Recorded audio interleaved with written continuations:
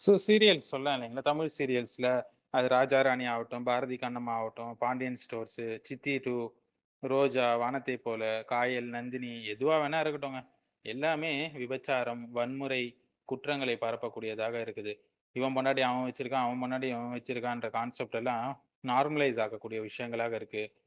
மாமியார் மருமக சண்டைய வந்து எப்பவுமே மாமியார் மருமக சண்டை போடணுன்ற விஷயத்த சைக்காலஜிக்கலா இம்ப்ரிண்ட் பண்ணக்கூடிய விஷயங்களா இருக்கு. சிலது வந்து ஜோசியம், சூனியம் இது போன்ற விஷயங்களை எல்லாம் வந்து நார்மலைஸ் ஆக்கக்கூடியதாக இருக்கு.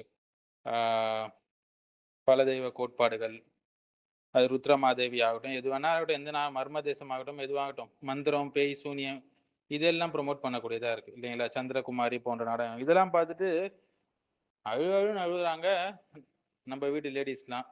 என்னடா எதுக்குடா அழுவுறாங்க? அதான் குரான் ஆயத்த ஓதி அழுவுறாங்களான்னு பார்த்தா, கடைசியா இந்த நாடகங்கள பார்த்து தான் அழுதுன்னு கிடக்குறாங்க. சாப்பாடும் போடுறதில்ல பிள்ளைங்களுக்கும், புருஷனுக்கும் கேட்ட உடனே. டிலே பண்ணிட்டு இருக்கிறது. "இதோ வரேன், இதோ வரேன்னு" சீரிஸ் முடியிற வரைக்கும்.